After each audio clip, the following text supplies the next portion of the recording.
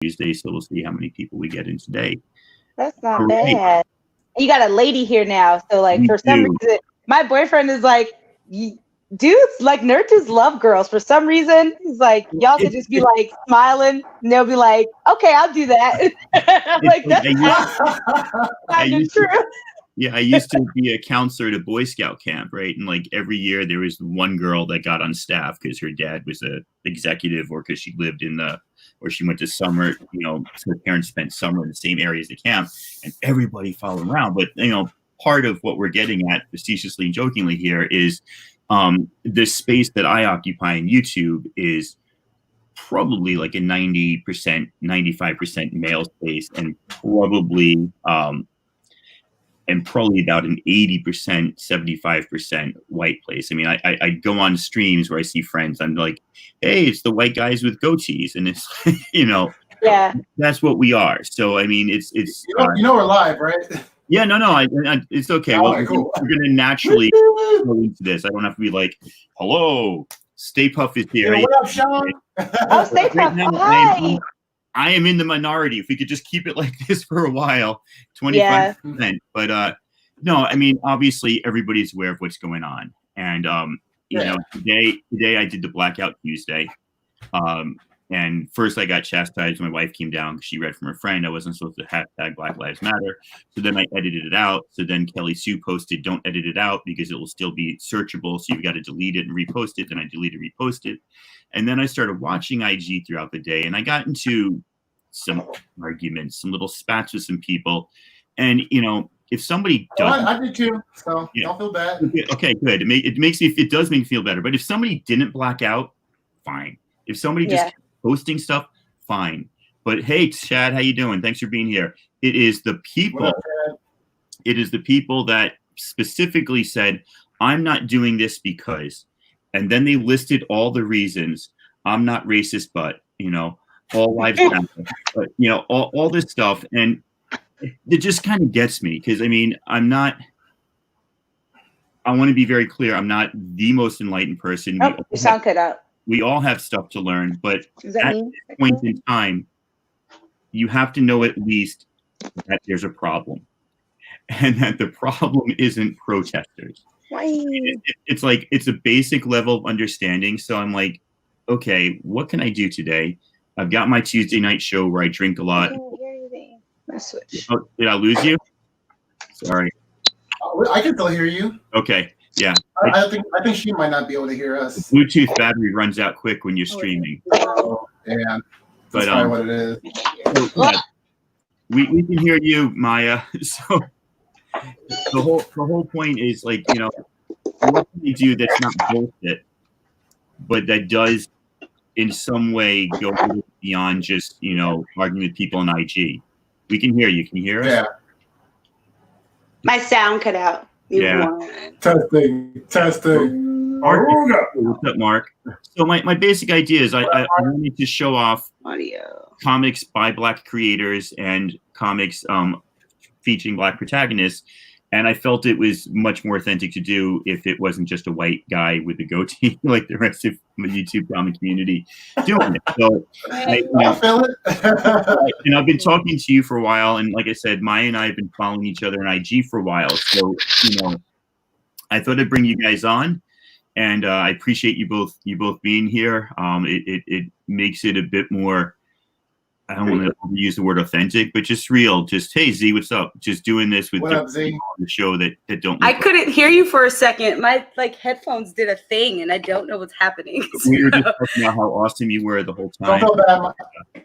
Yeah, we lost. My internet is freezing. We lost the whole thread of race altogether. We forgot that was part of the show. But seriously, thank you, Stay Puff. The whole idea was I thought it made more sense to do a show highlighting Black comic creators and Black protagonists in comics if it wasn't just one white guy getting drunk on his bourbon. Usually I'm talking about issues of a lesser level. This one I think required, I'm still going to be drinking my bourbon and talking about bullshit, but I think the bullshit is clear this time around. Yeah. Usually I start off the show by identifying the bullshit I'm going to discuss. We all know that is out there. So let me start off by introducing to I always get this wrong. Oh, I did it right. To my left, there is Maya, known as Sunflower the Bird on YouTube and IG. Hi. Say hi, Maya. And Hi. thank you for being here. And over on Maya's left shoulder, we have Comics on the Mind Shift on IG. And they're here to kind of give their perspective, both female and African American, and obviously comic book lovers, super nerds, like the rest of us. And so I don't know, I got a stack of books here, but it would just be defeating the purpose if I just started showing them to you. So why don't you if you want to talk about something or just start showing some books that you think are cool, go for it. And just, I can highlight one of you or keep the split screen, whatever works. Yeah, he can go first. I have a decent amount, just like ladies first. Oh no! Oh, okay. Fighting. Oh wait, so that's not right. How do I do this? You kicked me out. I click. There you go. Hit us with it. What you got? Oh, there I am. So we I'm can always go round robin, or you can do a few, and I'll do a few, and Maya can do a few. Well, I'll just start with like what I'm reading right now. Yeah.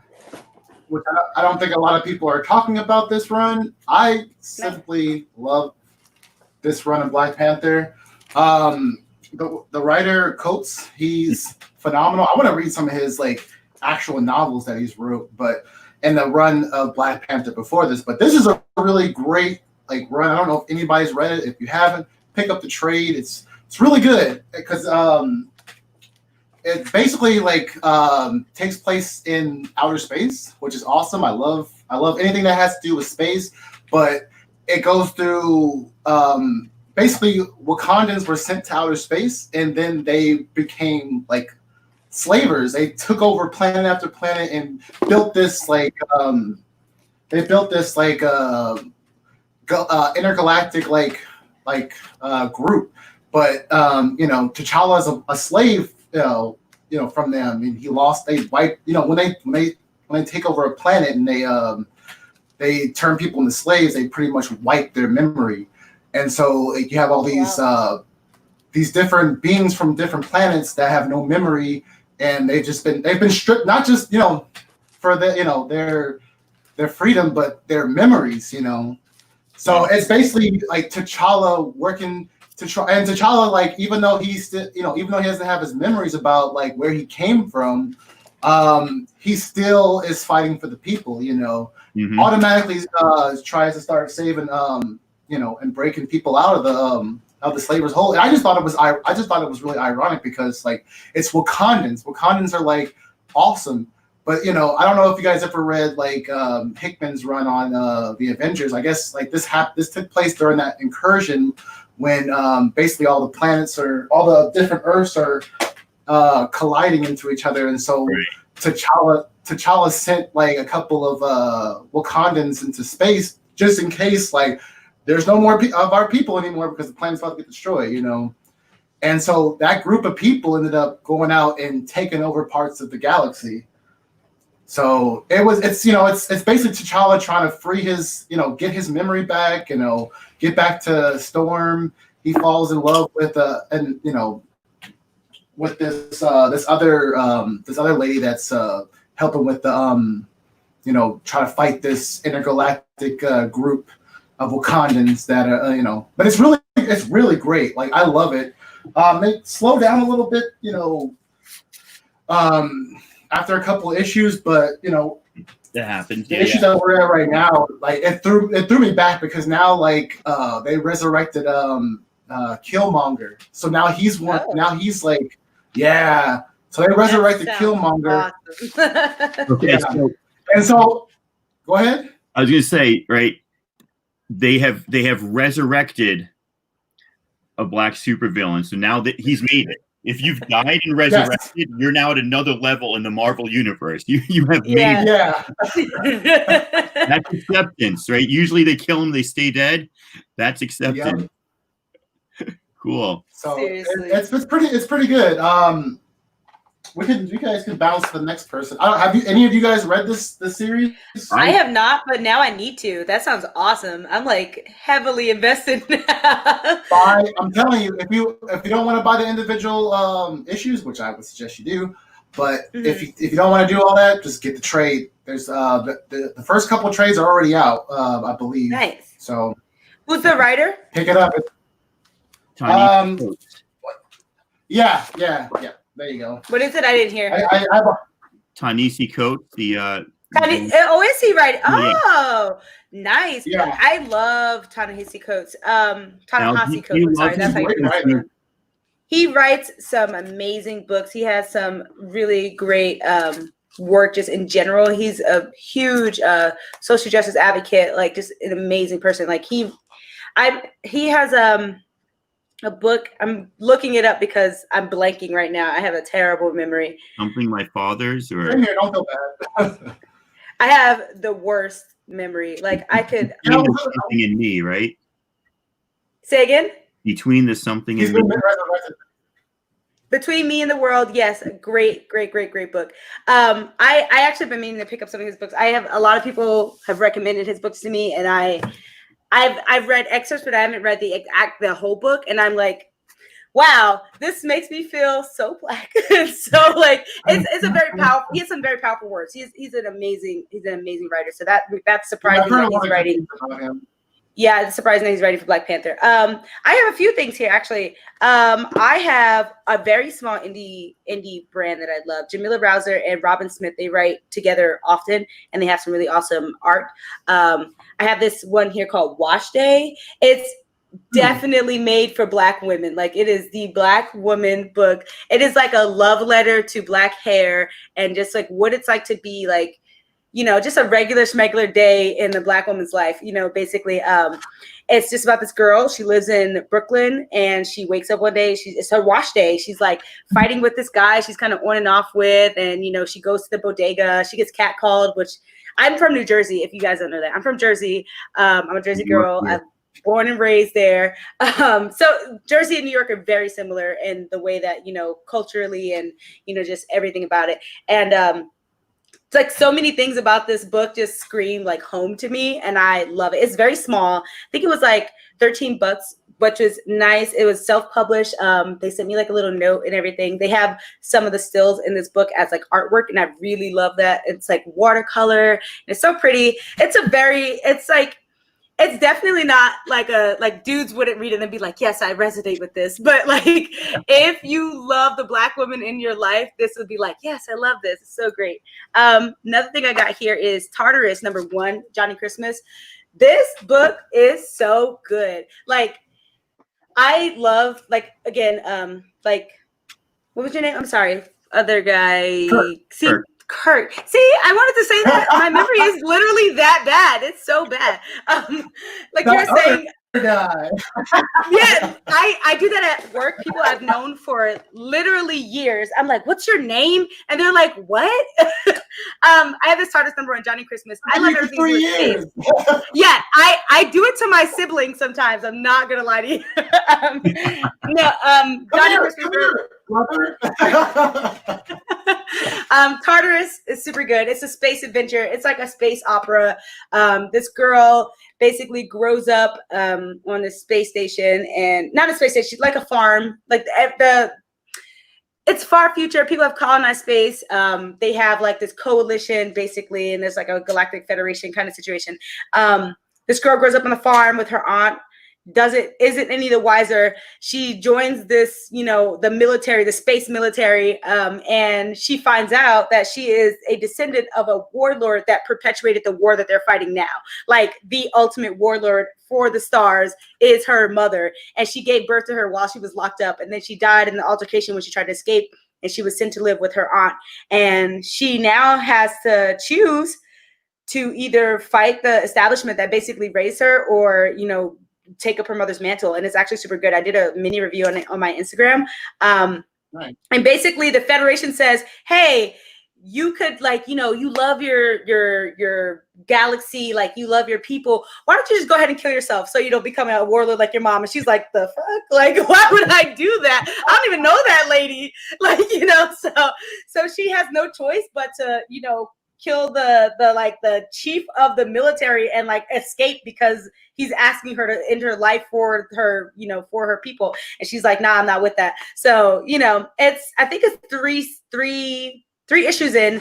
The first issue was super good. It's really big. I'm super sad because COVID happened. We haven't gotten any new books, but this is one of those ones that I think I'm going to have to trade for, even though I have the single issues too, because I'm that person. I like. Who are the creators on that?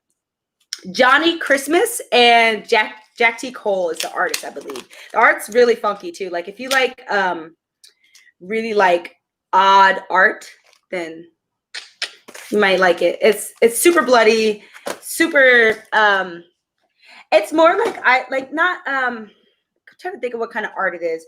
It's not like idealism, but it's like kind of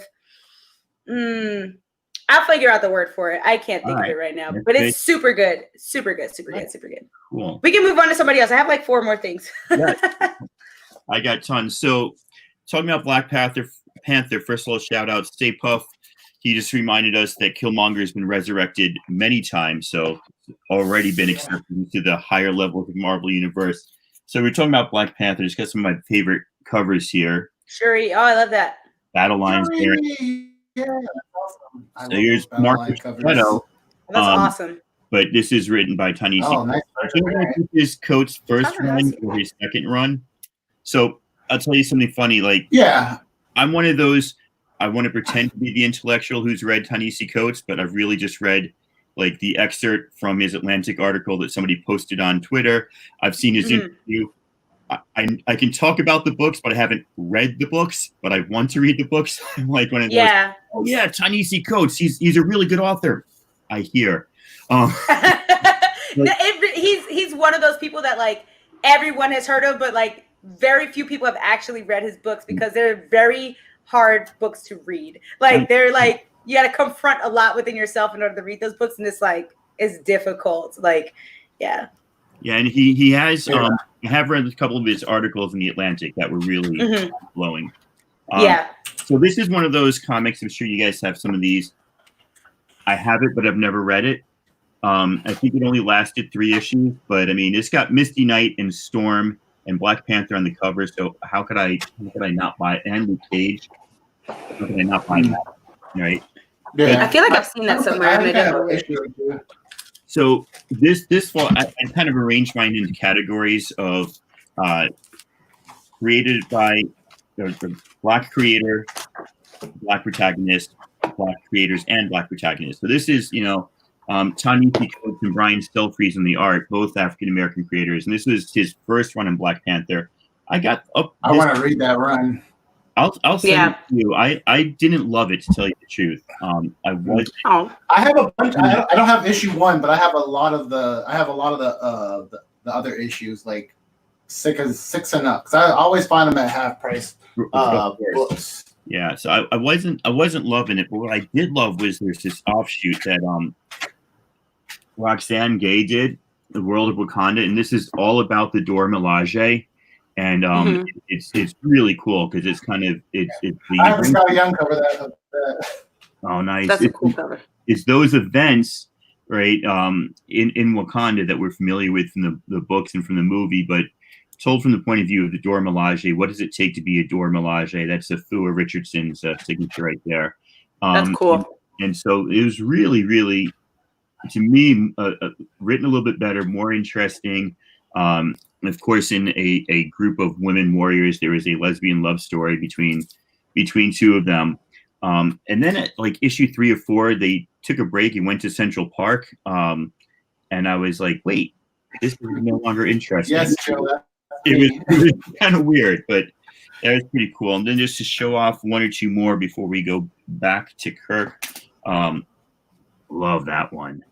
I love that cover. Yes, I almost bought that. I want that cover.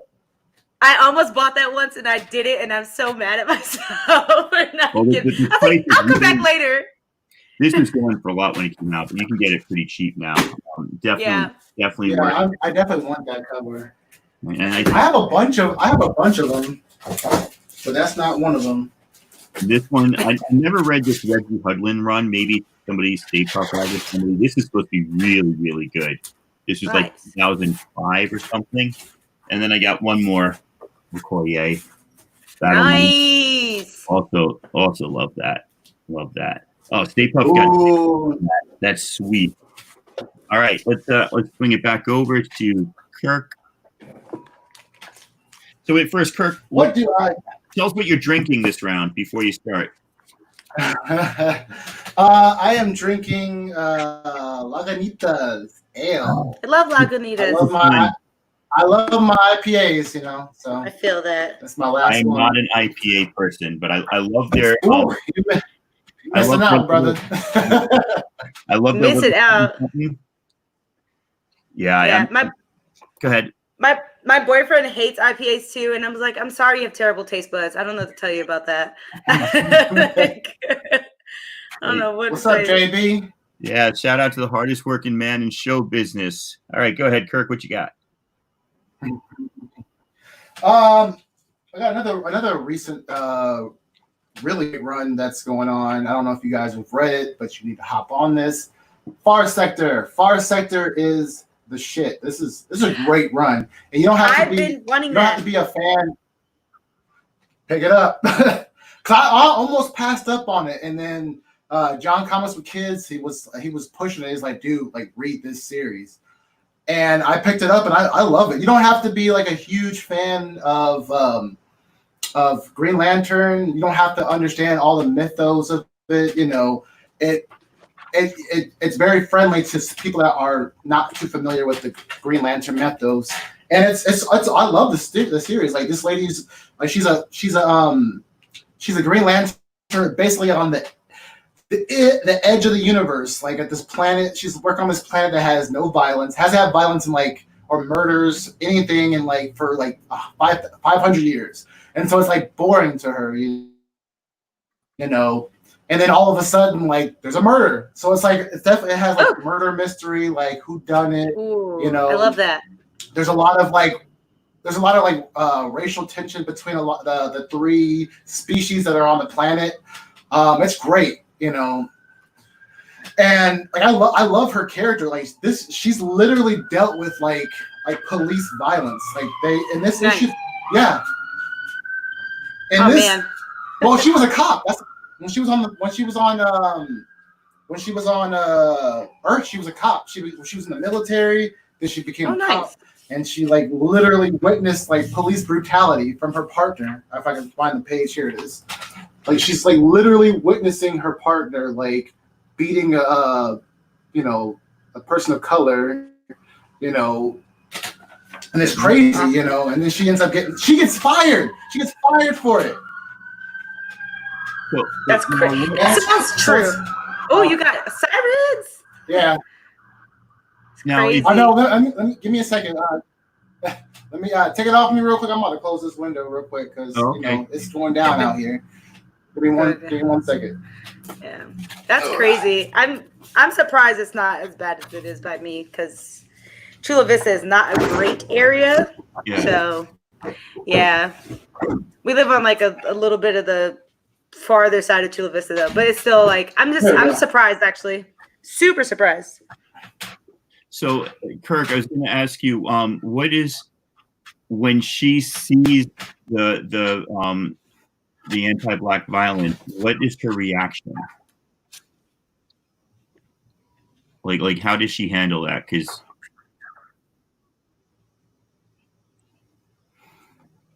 not great. I'm gonna pop. Yeah, that's her reaction. Right. Oh, I can't even see. Let me show it. So listen, that's. Oh, there we go. She's pissed. She's fucking pissed. Sure. Yeah, of course. Yeah. But beyond that. Yeah. So then she goes and. Go ahead. No, go ahead. I was just gonna say beyond that, right? This is kind of what I'm getting at, or not what I'm getting at. Is my mind just wandered there. We talk about changing policing and dismantling policing and you know how to do those sorts of things. How do you break through the blue wall of silence? Why weren't the other 3 officers in Minneapolis arrested? What does it take if there are good cops out there and they're not all bad apples? What does it take for the good apples to tell on the bad apples, basically, when, that's the same person that has to literally have your back at some point? And so, I don't have an answer to that. I'm not Yeah. I'm just interested in how comic creators are dealing with that, and just that look on her face, so pissed, but in the moment, you can almost get paralyzed with the fear of doing anything. I mean, even as a teacher, I know that there's a tendency to cover for some teachers when they screw up once in a while. At some point it gets too far, and if it was ever abuse or something, it's a little bit quicker. But if a teacher's late for class, or that they didn't put their all in, like there is that tendency to pull ranks in whatever tribe you're in, and even if it's not a racial tribe, it's an employment tribe. So seeing how that's handled in literature and art is it's really interesting to me. What I think is the best part is that comic book creators are shedding light on it, and I think that that's super important for people in the comic book community, because growing up, I've known mainly only Black comic book collectors. Like, my dad was a comic book collector. My uncles, all of his best friends were comic book collectors. So I grew up with that notion that, at least somebody cares. And that's what I love about, X-Men and Black Panther and books like Far Sector and things like that, was that, like, if the rest of the world isn't going to pay attention to us, then at least I can escape into a world where at least something happens, And to answer your question, it's actually really interesting, because I actually have a lot of military and police in my family. I'm a veteran. My cousin is a cop. My uncle is a veteran. My sister's in the military. My brother's a Marine as well. I have a long line of, service members in my family. So it's a very conflicting headspace for me to exist in a lot of the time. And I think that the importance of having Black people in our creative spaces is to show that we are not a monolith, we don't all feel the same, and we don't all think the same, and we don't all have the same, reaction to things. Obviously anybody's going to have that reaction to police brutality most of the time. But when it comes to being a Black police officer, that's where it gets so muddied for you because of our history with policing as Black people. And it's just, and I really appreciate when those situations happen in comic books, because sometimes they show the side where, like in that story, she gets fired, and that's 9 times out of 10 what happens. Like, they speak up, and something happens. The world is watching right now, and so that's why shit is happening, and it's rolling downhill the way it's supposed to. But if nobody's paying attention, and you're a rookie cop, and you see another a seasoned officer who's your partner steal some drugs out of the evidence locker, or plant some drugs on a person they know who is prone to do drugs or whatever, you just gotta sit there and shut up. It's definitely, it's got to be scary to be a Black person in that avenue of work, because it's like you could be leaving work and going home, and they don't even know that you're one of them. It's like absolutely, what do people see first? I think that your comment about you're not a monolith is really important. And that's kind of one of the reasons why I like what comic books are trying to do. And anytime they try to reach out and show different perspectives and just different cultures, and why I think it's so important to kind of go that route, because there's a lot of kids, this is where they're getting their impressions of things from. And just to see, that sort of diversity in comics, I think, is important. It's especially, when I saw the Stan soapbox going around on Instagram and stuff, and it's crazy to me, because I've been a Marvel fan. Too. Yeah, I love that. I've been a Marvel fan all my life. I actually read those sometimes when I pick up, I don't pick up a lot of mainstream stuff. I pick up a lot of indie and Image stuff. But when I do come across it, I always read it, because like I said, even if nobody in the mainstream media sees the problem, at least I can refuge into comic books and say see they are actually spelling out these problems and talking about them for me. And it's like, well, comic books are for kids. And you're like, no, they're not. They talk about some real tough issues sometimes, and they get it right a lot of the time, and it's nice. Yeah. It's great to have that space, Cool. All right. Who are we up to? It's my turn. Sorry. This is what I said when I said at the beginning when we were all backstage before we went live. I've got a small bit of a direction, then I don't care where it goes from there. Yeah. This is great, but you got something to show us? Oh yeah, actually, I am actually drinking some hard lemonade. I made we got this new gin called Gut Water. And we love gin. My boyfriend turned me. Listen. I used to not like it, and then he turned me into a gin drinker because he had Hendrix, which is the smoothest gin. It's so good though. It's such a good sipping alcohol. It's a great sipping alcohol because it's so smooth. It's literally the smoothest gin I've ever had in my life. So good. It's called Hendrix. Amazing. You don't even taste it. It's so good. But we tried a new one. I don't like it as much. It just tastes like vodka. So but I got that with some lemonade and some mixer stuff like this cucumber mint stuff. It's pretty good. Somebody said gin pine needles. Yuck. No, it's so good. Gin is good. Okay. It's good. Next up, my favorite I want to say I don't read DC Comics ever. I want to say never do I feel inclined to pick up DC Comics unless it's a really nice Superman cover or speaking of which, I picked up a Naomi #1 because this was so good. When I say I needed Naomi in my life, when they released it, I didn't even know I needed it, but I had just started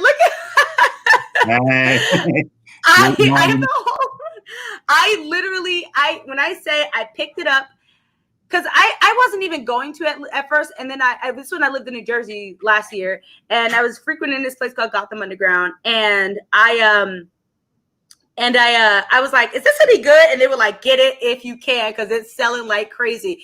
And I was like, okay, whatever. So I got it and I read it and I was like, oh man, is she related to Superman? Is she from Krypton? That would be super cool. And then I started reading it and I was like, okay, so it's kind of a mystery where she's from. And then I kept reading and it's just so much better than that. And I was like, what the heck? And my biggest issue with, in the past with Black people in superhero roles is that they will often adapt an existing character and just make them Black. And I'm just like, okay, but can we just get something new? That would be nice if she had some nice new powers. And that really gave me that. She has light powers. She's kind of like Captain Marvel, where she's got these light powers. Captain Marvel is plasma but this it kind of reminded me of Captain Marvel, her powers, but no, she's a completely different superhero and she's strong as hell. She's from a different world. I think that was cool, the lore behind her family and all of that was just super cool. I really love Naomi. And then she joined Young Justice. I have Young Justice 12 with her in that. I thought that was really cool. I love Naomi. She's exactly what I needed. I was slightly disappointed when I found out she's adopted. But that's fine. I was just hoping that we get an all Black superhero type family. But I'm really the adopted part. Yeah, that part was kind of it made sense for the story. That's why it didn't upset me so much because the dad was he was a protector and he came from another world. That made sense. If it didn't make sense, then it would have been a different problem. But it made sense for the story. I enjoyed it a lot. I think that she adapted very well to having powers. I love that about her character. She was excited. She wasn't so scared, because you watch superhero movies sometimes and kids are like, I have powers now. I'm afraid. I don't want this. She was like, no, fuck yeah, I got powers. This is the coolest thing ever. And I thought that was so cool because that's how I would react if I was 16 and I had powers. I would be like, hell yeah, this is the coolest thing ever, Yeah, I would want be to know where the so danger room was so I could get to work practicing. Yeah, I'd be like, let me go to a field, figure this out. Like, yeah, I thought it was Naomi was super good. I cannot wait until her next arc comes out. If they do another solo arc because she's with Young Justice now, that actually makes me want to read Young Justice because I don't, like I said, I don't really read DC books like at all. Like I know nothing about DC. So if they come out with more, they might get my coins. So, Cool. So Chad in the chat is asking if any of the panel has read Stealth. There's only been one issue. I haven't read it. It's about a father and son. I heard it was really good. Yeah. Okay. Cool. Well, there you go, Chad. Kirk I have not read Stealth. He has dementia, right? Cool. Kirk, you want to? He's like a superhero that's like losing his memory. Well, from what I've heard, he's like a superhero that's like badass, but he's like he has dementia. He's like losing his memory basically, and so it's basically like father and son like going through like having to deal with that. How can I be a superhero and still be me? I actually misheard what you said. I thought he said red as in the color. Oh, but I have read Stealth. I don't have it physical.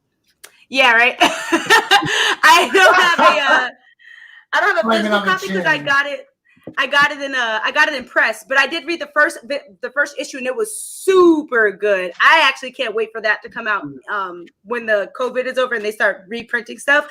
I wonder when they're going to release the next few issues because that is super good. Because that took me in a direction. I don't know if anybody in the chat has seen it or has read it, but I don't want to spoil it for y'all, but I'm about to spoil it. So if you don't want to hear it, don't click. He like the story.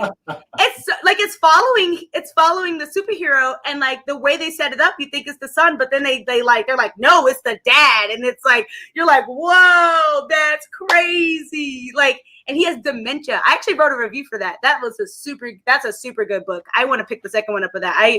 I love a good twist. I hate when something is predictable. Like I cannot stand when I'm reading something and I'm like, I saw how this is gonna end. Mm-hmm. Yeah, like I can't. But then I was like, oh snap! Like, I need to be gasping at the end of the book. Yeah, like if I don't go like, oh my god, then it was not good. Like you got a bunch of people in the chat who have read it or are reading it, so that's pretty good. Dad loves it. Mike loves it. Mark is reading it tonight. Awesome. All right. Yeah, nice. Second issue. Can't wait. Are we on me now? We're on you now. Oh, I don't have too many. I have two more. But I'm sure a lot of people have heard of this character. As soon as I heard of this character, instantly bought issue 1, and I started watching the TV show. Hint, hint. Black Lightning. Nice. I love her. This dude is a beast. People come into his school trying to sell drugs. This is what he does. He fucks them up. And this was like an intense read. Like, he's a principal. He cares about his students. Like, so it resonated with me because I'll do anything for my students, and to see one of his students like die, because he doesn't want to be. He can't be Black Lightning anymore because he's trying to like do what he has to do like for his students. He's established himself as like a principal now, and now he's got to come out of retirement. But I love this series. I don't have the whole run, but I have a couple of issues. The one with Superman is pretty funny because Superman's trying to like arrest him and take him in. He's like, "Nah, man, I'm with Superman, you." leave him alone. Yeah, exactly. I actually haven't seen that series. I hear it's pretty good. I heard it was pretty decent. So good. I hope it is. I avoided a lot of the CW stuff. Like I'm watching the Flash right now, and I'm watching stuck in the Flash. But I'm almost done. I'm almost done with season 1. Almost done with season 1. Really? I'm like too far in. It's not great, but I'm so deep in it now that I can't stop. Like, you know what I mean? Yeah, I heard the first 2 seasons are pretty good, you know. So I at least want to make it through the first 2 seasons. Nah, man. It just, I just can't even tell you. It's okay, to say the least. There are so many shows like that. I just, oh, sorry. Go ahead, Kirk. Sorry about that. No, I just wanted to like this. This is no. I just want to show this one part. This is like the saddest moment in the run. You know, when he saw the student just hanging on the basketball court, and then, you know, I like how he like interacts with his students. Like he can get to their level. You know, that's a hard, because my brother is a high school teacher, and he worked at our old high school for like 2 years, and that's a tough school out here. It's one of the toughest schools, you know, in Oakland. And my brother went in there, and he connected with the students instantly, and this character reminded me of my brother and his teaching tactics, you know. So it's really, really great. Cool. Very What's up? So Gene? hopefully he didn't try to wrap the alphabet numbers, right? 8 years in this No. I never tried to wrap the times table. Thank God I never. I had teachers like that. I literally had that happen 20 years ago, and then there was that recently of the women doing that. Oh my God! You're like, please stop. But then it gets on the news, and some newscasters like, this is WKHS, and some new young teachers are reaching kids in a way you never thought. No, they're not. They're not reaching. They're reaching their cringe. You're the hip hop team. Yeah, you're like, please stop. I'm a person. Just talk to me, please. Like, that's all I need. Yeah. Like, I don't want to learn math this way. I know. I just wanted to quickly highlight some more Brian Stelfree's art. I loved this book, and it didn't do much, but Dillman was about. I never read this series. Sorry, you cut out there, Kirk. Oh, I never read that series. What is it about? It's about these warring vampire factions that basically hire like a guy who is part hitman, part like army leader, part like financial whiz, who takes care of their stuff during the day. So he like protects the vampires. He goes out and fights, and you know, it's just another great. This is my first introduction to Brian Stelfree's art, and just the artwork on these covers that he did was just absolutely gorgeous. But it's a great. I think it was it's a 5 or 6 issue series. Really, really good read. Not much to do with African American history or cultural issues. The fact is the artist. But here's one that I really find interesting. Is, you know, Rob. I've heard good things about. I've heard this is super good. Did either of you read Sure? No, I haven't read it, but I've heard some good things. So this is like him taking Chew. No, they're doing another run of it. Say it again. They're doing another run of Chew, right? Or they a spinoff, right? So right now they're doing Outer Darkness and Chew, like a 3-issue mini. Oh, okay. Yeah.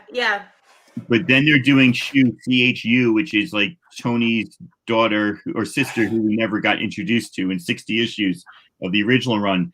But this one, there's no direct connection. That is a signed copy, GPAP. There's no direct connection yet between Farmhand and Chew. But the fact that Chew is about people who had these like magical powers when they ate food, and this is about a guy who's growing ears and hands and livers on plants, makes you think that the two worlds they're living in the same world. But this is, you know, a family who are farmers basically, or like the granddad is a farmer who's discovered this magical way of growing body parts so that nobody will ever be without a body part. And so it's and his son is in a mixed marriage, and so it's just really interesting. We're talking about monolithic look at characters, and this is one of those where, you know, you think about a farmer who's also a mad scientist is breaking that stereotype, which is kind of nice. And it's also Rob Guillory, who's just a fantastic artist. And we were talking earlier about David Walker's work on Naomi. the dude is the nicest guy in the world. I came up to him, and I had one copy of Shaft. I think I had this one. And he's like, "Oh, I can." He's in Rose City Comic Con in Portland, and he goes, "Oh, I can get you some variants of number one." I'm like, "Okay, cool." He came back the next day, went to the table. He had 3 variants. He sold them for me for $2 each and signed them all, which I thought was awesome. Oh, Nice. The artist on these is Bilquis Evely, who not only has the most beautiful name, but is an amazing artist. She's on Sandman the Dreaming, which is one of the Sandman offshoots that they did recently, and her artwork is just amazing. And this series was so good, and Stay Puft's in the chat telling me that this series was so incredibly good. It just really well written. The artwork was amazing. Then 2 more. Nighthawk, which I was talking about this with somebody. I just got that. Yeah, I think I came on in chat where you're talking about this. It got canceled after 2 to 3 issues. But if you were to read issue 1, he's like this superhero with his in his superhero outfit, and he's got his little person. She's on the computers controlling everything and watching all the video feeds and telling where to go. He basically is breaking up a demonstration of white supremacists who are trying to cause police violence against protesting African Americans. I mean, it's ripped out of the what the fuck is, I'm drinking too much. The word where the news headline, thank you, is ripped out of the headline, yet it's 6 years old. I mean, it's just amazing. And then before we go to the next person, the one that I really want to highlight is Bitch Planet. Love it. I have so many of those. So if you ever meet Kelly Sue, she'll sign this fuck shit up right across, which is great. I've got my fuck shit up one right up there on the wall. Nice. So what's really interesting about this for me is not only the depiction of Penny Roll, who is like a 400-pound African-American woman, and all the other African-American women in the prison. And she went out specifically and sought an African-American artist, Valentine Delandro. And about 8 years ago, maybe 6 years ago, before Captain Marvel, before Bitch Planet started, she gave a speech somewhere, and she was basically saying how this was before, I guess, it became cool to do this. She was apologizing for not including Black voices in her comics and kind of, crowd scenes being all white or not having different perspectives. And it was kind of way before the conversation became more mainstream. So right. I love Kelly Sue to death. I read all her comics. I've met her a bunch of times at cons, since Portland's so close, and she's always going to Rose City because she lives in Portland. But she really walks the walk and talks the talk, and the essays in the back of Bitch Planet are really deep and mind-blowing. And if you ever get a chance, the collected trades I don't think have the back matter, but if there's ever a hardcover, I think it will. So. Yeah, definitely. Nice. I have a ton of I think I have the first how many Bitch Planets do I have? I have the first 4 Bitch Planets, and then I stopped reading it. I don't know why. I think I was super into Saga, obviously, at the time. And, I don't know what it was. And I was trying to branch out because I was reading this a bunch, and I was like, okay, I'm only getting this in Saga, and then I'm going to try something new. And I was just getting back into comics when that came out. I was getting super into indie comics, and now I have too many things. But yeah. Is it my go? I have some fun stuff. Okay, I got a Miles Morales #1 non-filmatic cover. This is my baby. This is I love this cover. When I say I will never, ever, ever let go of this cover, because I love Nas. I love Illmatic's great record. Iconic. this is a good first issue. I actually read it after I bought it because I wanted to know what I collected, you know. My dad's really weird about me like opening collector's items. I'm actually super weird about opening collector's items. But I got this for $10, I want to say. And it was like a year after it came out or something. And it was like, it's a hot book because it was a variant and it was a Miles Morales #1. So I was like, hell yeah, I'm buying that. It's a really good book. It's got like Lady Thor. It's got Falcon as Captain America. So it's after all of those events. I love Jane. I love Jane. Oh, tell me about it. You see my read Valkyrie. Valkyrie. I am reading Valkyrie. I love Valkyrie. Yes. Valkyrie's so good.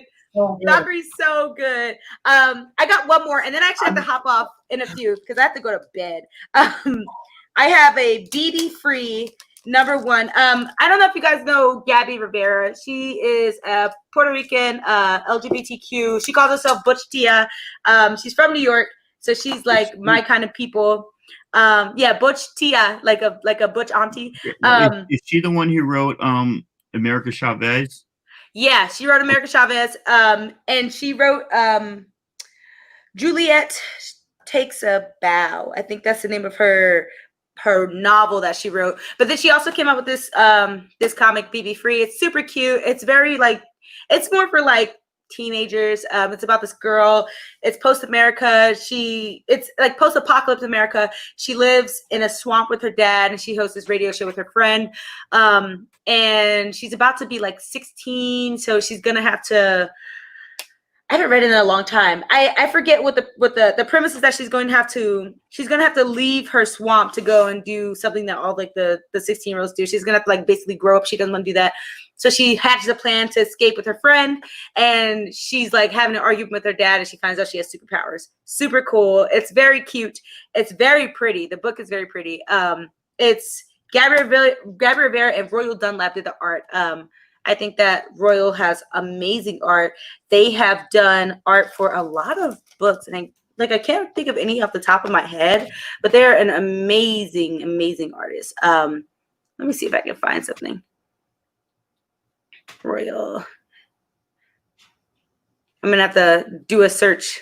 That's okay. That's okay. Because I really do not. I have the absolute worst memory. But they do really good art. I love their art. They have some really good art on their Instagram. But very quiet person. Like, I've tried to reach out to Gabby and Royal to do an interview when I was writing for Comic Lounge, but it kind of fell through. I don't know if it was just because of COVID or Gabby's schedule or whatever. But yeah, I love it. I love supporting LGBTQ people. It's Pride Month, so kind of sucks I won't get to celebrate Pride Month because of the Rona. But you know, I shall live. We will all live. So yeah. Okay. But I think that's all the things I pulled out. I'm actually gonna have to hop off because I have to go to bed. I have to be up super early. I don't even know if I'm allowed to drive to work tomorrow. It was nice meeting you too, and nice meeting everybody in the chat. Like, this was nice. I needed this. Nice little mind break because I'm exhausted. Thank you so much for coming on. It really was great meeting you, because talking to people on IG is one thing, getting them on your video and interacting is another thing. And I think that obviously I don't have the same perspective as you, so it enriched the show. It made the show better. I'd just be showing a lot of like covers with cool like Black people on, or good art by Black people. But you've got the perspective that I was looking for to make this a little bit more meaningful for myself and for the chat. So I really do appreciate you being here, and thank you so much. And everybody, make sure you give her up. Sunflower the Blurred, which, by the way, I went maybe 6 months before I realized that was the Black Nerd. Like, that's funny. That's hilarious. Don't feel bad, dude. Don't feel bad. Don't feel bad. I think a lot of people don't realize it. Yeah, on IG and on YouTube. And she just started YouTube, so sub her up, give her some support, give her some love. I did just start. And hopefully we'll have you back on for another topic. Bullshit and Bourbon is every Tuesday night at 10 and is always open to anyone to come on. So nice. I love that. I think I'm gonna have to do that next time too, because this is fun. Yeah. Cool. Well, all right, thank you guys. I'll have something a little bit stronger next time. Yeah, I know. Nice Good night, guys. Bye. Nice meeting you. You remembered my name. Take care. All right. You got anything else? And then there was two. There were two. I got one more, and I got one more. So this is like super underground. I don't know if Stay Puft's ever heard of this run, but it's Niobe. She is death. So I never read the series before this. I had to read this a couple times because it's hard to understand because like the language that they speak is almost like Shakespearean. Oh yeah. And so like the dialect is like it's really hard to keep up. But she's a beast. Like I want to go back and read Niobe She's Life because I want to read because like she's lost like her faith not just in humanity but just the world around her, you know. And she's not playing games this time. So there's a lot of women that are being captured that are like her, and she's basically going around and like killing these people that are putting these women into slavery. But it's a black female like warrior. Like nobody can fuck with her. And I haven't seen anybody that can mess with her in this series, and it's really great. You know, the artwork is amazing. You see, like most of the characters in this are like people of color, like which is like beautiful to see. You know, usually when you open up a comic book, you see like one person here and there. You know, basically. But here it's like every page you open up, it's like it's like a person of color, like, and the artwork is beautiful, dude. I heard that's really great and really highly sought after because it's like a self-published or a really small publisher, right? It's not. Yeah, I think it's like a black-owned like publishing company too. So very, very cool. They're very cool. Like the company is cool. Like I talked with them on IG a lot. Like they're very open. Like I highly advise everybody to go out and like pick up some of their books and support them because like the artwork is amazing. They have and just not these two stories. They have like a lot of stories that are out. You know, I don't know anything else that's specifically out. You know, but they have a lot of work, a lot of books that are out there, and it's just. Yeah, Stay Puft. Yes, it's a great run. On that as soon as you said that, yeah, very cool. Yeah, that's awesome. So, Chad. Yeah, but I love it. Yeah. Go ahead. I was gonna say I have not read Philadelphia. Have you read Philadelphia yet? No, I haven't read Philadelphia. I heard it was great. That's what I heard someone was talking about. Yeah, I heard it was really great. All right, so Stay Puft says Stranger Comics is the publisher on that one. Yeah. Cool. Yeah, I follow them on IG. They're really awesome. Very cool. So let me run through a few more here.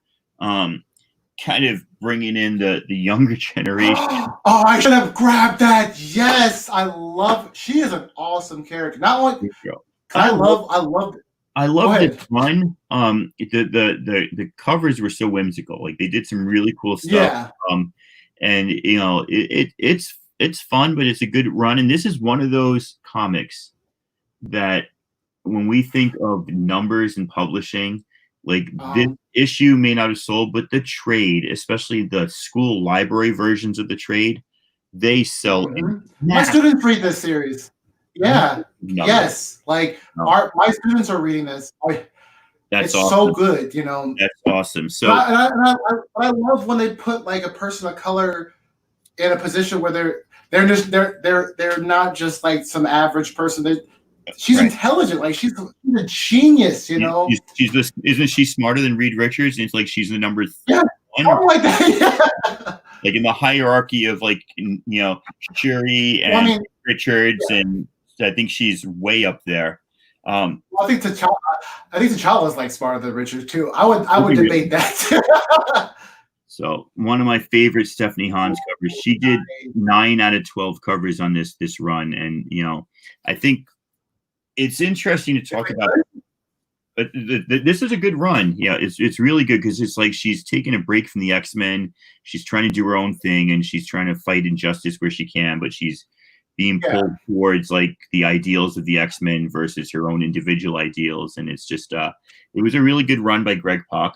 But, about African Americans in comics, like I think Storm is probably my first introduction before Luke Cage or Black Panther. You know, Storm with the X-Men, but she's African, right? She's not African American, and so the whole point of the X-Men, yeah, right? You have the Russian, you have the German, you have you got Colossus, and you got Cyclops, and who's American, but then you got Storm, you know, you got Wolverine from Canada, so you got this kind of international mix, or at least as international as Claremont wanted to go. So it's interesting. They're all coming to America, but it's not that they are African American born here. And I noticed that African immigrants have a much different perspective on race relations in America than people born here. Yeah. It's kind of interesting. I think Claremont, especially for his time and given what he had to work with, his background, did a really good job with her. Had to throw one in. Black Panther battles. Oh, of course. I found that. That one. Yeah, it's a Marvel premiere featuring Black Panther. At last, almost like it was inevitable. T'Challa battles the Klan. And then there's like I got a few here where I have like a white creators just highlighting Black characters, which I thought was really awesome. So this is the Gal Bal from Wicked and Divine, and I don't know if you read that series. Read any of these. It's a good series. I'd get it in trades at this point. But you know, this is where I lack the ability, I guess, to ascertain how authentic these characters are. I mean, I think for me, the representation is important, right? Vagrant Queen. This is on Sci-Fi. It's a real schlocky sci-fi like TV show.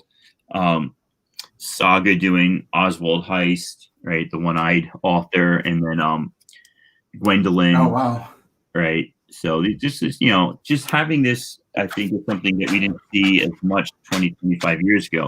Now, here's a great one. Have you ever read Abbott?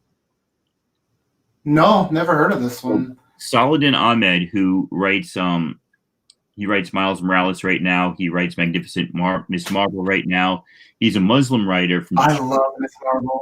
And and he wrote this one, Abbott, and it's a 5-issue series from Boom. It just blew me away. You could see this as a TV show. Boom is killing it, dude. Yeah, they're coming up. So authentic. She is a Black news reporter in Detroit in like 1970s, early 70s, like 70, 71. She's got a boss who is sympathetic towards her as a person, as a great reporter, as a Black person, but also, you know, that dynamic of you should toe the line just a little bit more because the publishers are going to fire you and I'm trying to save you. And she's like, fuck that. I want you to save me, you know? And it just, again, I can't verify Black authenticity, but this felt authentic as a character to me. And then there's magical demon stuff too with her dead husband. But she goes, nice. But that's the other part of it. But you know, like the paper doesn't want her investigating these mystical deaths, and that's where like the publishers and the go-between, which is her editor, he's like, you know, why don't you calm down or tone it down and go investigate this, or go to the school rally, or you know, go do the lunch line. Don't look into this. And she's like, I'm going to look into that. He's like, damn it, don't you know I'm trying to save you? And she's like, I didn't ask you to save me. And so she's singular. And every night she goes home, she sits down in her armchair with a glass of scotch or bourbon and a cigarette. And it's just like very, very powerful individual character, which is really nice to see. Yeah. So Stay Puft likes Abbott too. Yeah. Sing that definitely. Yeah. You have to send me a list of stuff to read, dude. Because I haven't heard a lot of these series. That sounds like a great series. What's that one? This is Die. This is one of the 5 characters is Isabel, who is French, right? Of African descent. And so it's interesting. Not only are all the characters in Die different when they go to the world of Die rather than our world, but she doesn't read like a teenager from an African American teenager because she's from France, so it's a total different dynamic. But again, it's dynamic, yeah, I agree. Just showing this because just inclusion and showing more and more comic creators, I think, are at least giving shout outs. There was some early ones, and I know that's on the wall behind you. It's right there. Yeah. I love her. I love her. Yeah, really cool. This is when she joined the Avengers, and this is just a cool cover. I have that one. Yeah, that's a great head cover. Somewhere, and then this is again. Where did I miss it? Bishop from the X-Men. Bishop, yeah, he's on the wall too. All right, so we got all those Bishop appearances. I don't have that one. But yeah, I love Bishop too. Yeah, this is his first cameo. This is his first full appearance, and then this was just a great. I thought it was the opposite. I thought it was like that last one you showed was his first appearance, but I didn't know, not that one. That's a great one too. I have that one. This one he's on the cover, but he's a cameo inside. Yeah. This one he's got a full appearance inside. Okay, that's the one I need. When he's fighting Storm in that one, right? Yeah. So that's 283. That's 282, and that's 283. So another cool cover. I'm almost done. Holy cow! So I think we run through this because we've both kind of talked about this. All right. I got that one. Yeah. But the one that I like the most and is really interesting is Ironheart, because Maya was in here. I wanted to hop on that too. Yeah, that's another great one too. Maya was in here when she kind of said, she doesn't like when they just give black people like another. It's the Black Iron Man, basically. And what's interesting is Bendis, who's got 2 adopted black children, he developed her character and then wrote her in a run on Invincible Iron Man that wasn't very successful. When Ewing took over Ironheart, there is a scene, either in issue 1 or issue 2, where she's chatting with a friend of hers from back home. She's at MIT, and she's chatting with a friend in Chicago, and he's like a teenager sitting on his floor making music with like his computer and stuff. And the conversation that they had, I would guess that only a black author could have written that, right? And this is like, I don't think Bendis could have written that. He has black children. He's got all the empathy and sympathy for their plight in the world, but like it just felt so much more authentic. Like just watching them, the dialogue is just text messages back and forth on the computer, and it was just wonderful. It was really wonderful. I got 3 more things to do. I don't know if you've read this one.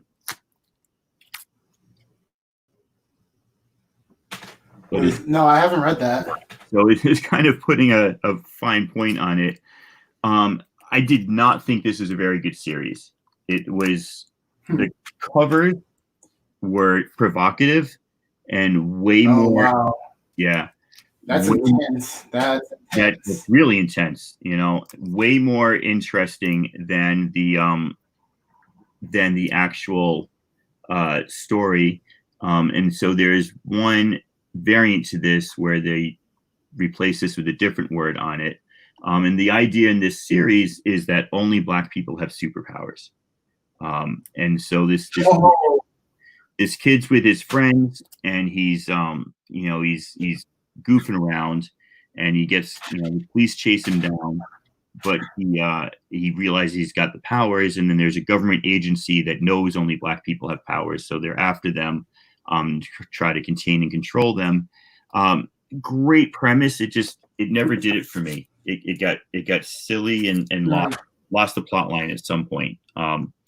Didn't love that. Last 2 things. Did you read The Banks? I think I did The Banks on my first Wine and Comics at Night. This is I haven't heard this.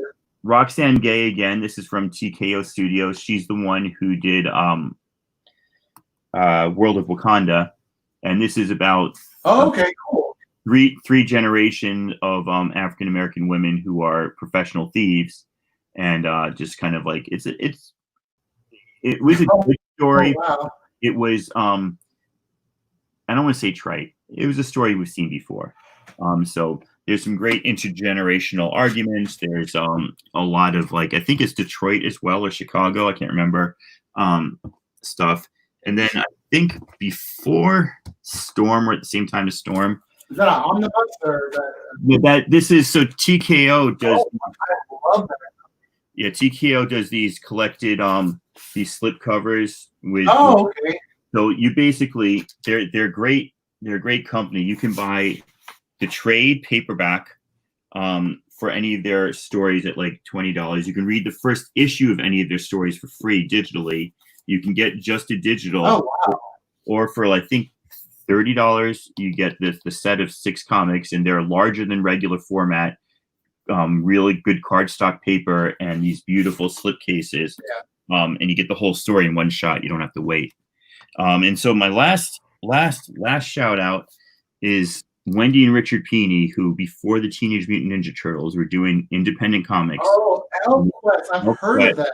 Right. And they've got the Wolf Rider tribe is our main tribe, but the first tribe that they interact with are the Sunfolk, who are basically a tribe in the desert, and Lita right there, who is the co-star of the series for 40 years of comics later. They're still going strong. So definitely a good read, and again, a good one. And that is all that I have to show. I mean, I could have kept grabbing more, but those are kind of like the ones I just grabbed to highlight this afternoon. So yeah. Thank you so much for being here, Kirk. I appreciate it. I always have a blast hanging out with you, dude. Yeah, next Tuesday I'll be on with a little bit more bullshit and a little bit less seriousness, but you're welcome anytime, obviously. Yeah, I'll hop on, definitely. Yeah, you have any parting thoughts on African American representation in comics or creators of comics? I can't wait to see more. That's good. I think my parting thought is, as large amount of comics I show today, it's a tiny fraction of the comics that I own, which shows that with the exception of a few, we still see African Americans as like we're highlighting the African American, or we've got a few in the background. We're not at the point where we're on the same footing in the same setting as other races in our comics. And I think it's interesting to see the characters develop. It's interesting, to me, this one is just one of the more interesting ones because it's not a question of whether a white person should write a black character. In this particular instance, I think Eve Ewing just does a better job of writing a character. I felt like Riri Williams was a genius who had one foot in Chicago and one foot at MIT, somewhat reluctantly, really strongly when I read the Eve Ewing, series. So that's my parting thought. I don't think I got through this. This was Mitch Gerads, who is the artist on Vision, posted from Jeremy Hahn, who's the artist on The Realm, a bourbon recipe that included 2 types of bitters, including Vango bitters. I had no idea what Vango bitters were. Vango bitters are Angostura bitters with a vanilla bean inside. I didn't have that. Oh, nice. But there's orange bitters, Angostura bitters in here, orange peel. This is Jim Beam Double Oak Barrel, which I drank straight last time and thought was disgusting. And then the orange peel, but also for pretentious, turn it up to 11, charred rosemary. I actually I love anytime I see it. rosemary, I pick it, dude. I love it. It worked.